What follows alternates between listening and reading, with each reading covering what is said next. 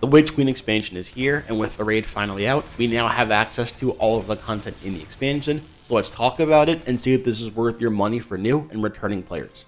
Let's begin with the campaign, one of the biggest selling points of the expansion. The story of the Witch Queen picks up just after the events of Season 15, where we had just found out Savathun, the hive god of lies and deceit, has been controlling one of our allies for the last year, Osiris.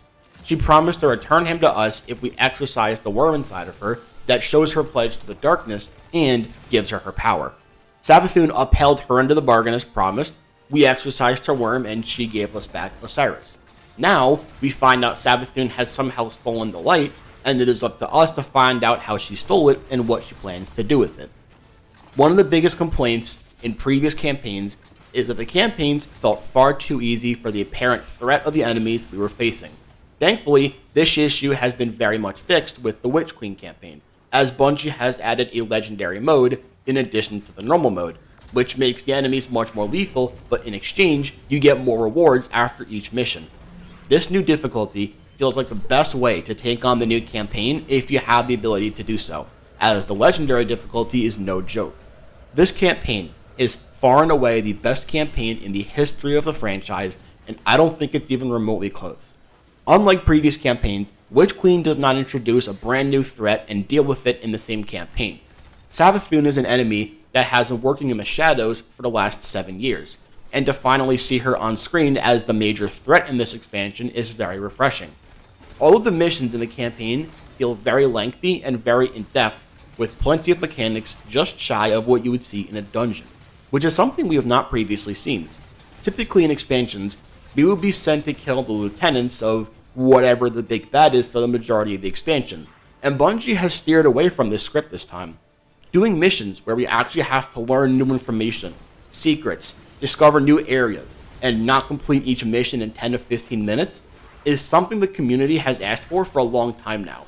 Not only has Bungie stepped up the quality of the missions in the campaign, but they have arguably made more pushes in the story and lore with this one expansion than they have in the previous 7 years combined. Enough about the campaign. Let's talk about some of the other systems that have come alongside the Witch Queen, starting with weapon crafting. If you are an MMO veteran, then you are probably already familiar with the concept of crafting your weapons, but for those of you who aren't, let me explain how it works in Destiny 2 in a brief way. After the completion of the first 2 missions of the campaign, which are free to everybody, the game gives you a brief tutorial on how the crafting system works. The first thing you will need for weapon crafting is the blueprint for the weapon you want to craft. The game gives you the blueprint for a glaive to start with, but to get other ones, you will have to keep an eye out for weapons with a red border, also known as deep sight weapons. If you look at the bottom text of the screen for that weapon, you may see a line of text that says, "This weapon's pattern may be crafted." Filling up the bar on the bottom with that weapon will give you progress towards unlocking the pattern for that weapon. You will often have to repeat this process 3 or 5 times for each weapon you want to unlock the pattern for. Once you have the pattern, you can begin crafting the weapon in the Enclave in the new Throne World destination. You will be given a selection of perks that you can choose from to craft your weapon, and to get the materials required to craft these perks, you simply have to complete the objective for a deep sight weapon. Choose all of the perks you want and craft your weapon. As you level up your weapon with kills, you can craft and choose other perks for that weapon. As of the writing of this video, one of the downsides to this system that has the community in an uproar is the fact that all of the crafting materials have a cap on how many you can hold at once. While this system may not be perfect, it is at least in the game, and all of the issues we're facing can be fixed by Bungie in time. Let's talk about the other major system change with the Witch Queen, Light 3.0. Last year in Beyond Light, we got the brand new Darkness subclass Stasis. This subclass featured a very different system for how it was set up, and Bungie has promised to update our light-based subclasses to this new format, one subclass at a time, from now until Lightfall.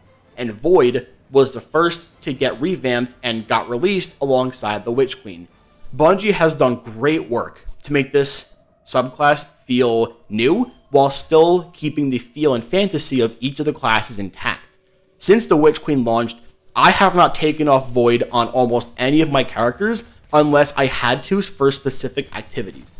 Void 3.0 makes the other light subclasses feel very outdated and weak, and I cannot wait to see what Bungie has in store for Arc and Solar 3.0. The Witch Queen doesn't just feature a campaign and a new destination, as there are plenty of other smaller scale missions and activities for you to do. However, these activities aren't so big that I feel it's worth talking about, so I'll leave those things for you guys to go discover on your own. But the last big thing I want to talk about is the raid, Vow of the Disciple.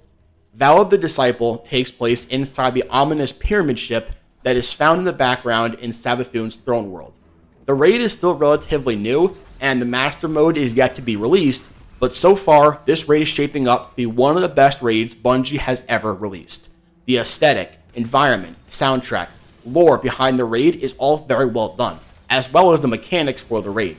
For some people, what I'm about to say may turn you off from the raid, but the raid is very much a mechanic-heavy raid. Every encounter has at least 2 or 3 mechanics going on at once that require almost everybody to have a job in clearing the encounter. Let me be clear.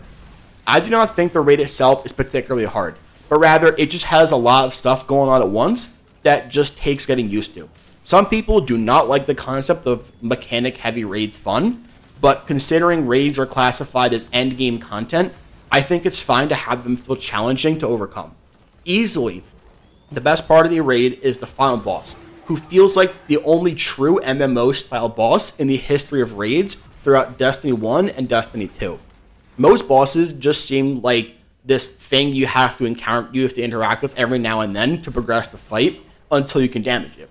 Once you get halfway to damaging the boss, you are pit in a small ring against the boss while he constantly tries to dash at you and blast you with laser beams. This boss feels like the only boss that doesn't just sit there and wait to die. It actually takes up a weapon and starts to fight back. And you can definitely die if you aren't paying attention.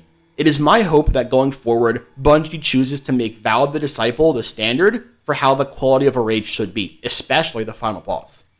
I think that about wraps up my thoughts on the Witch Queen expansion overall. It's an amazing expansion that I would absolutely recommend to all players, whether you are a new, returning, or veteran player.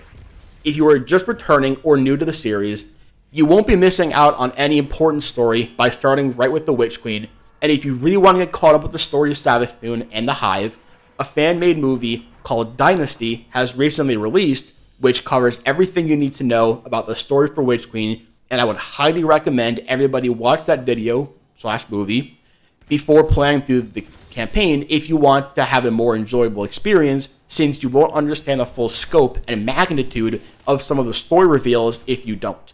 If you guys made it this far, thank you so much for watching, and remember, eyes up, Guardians.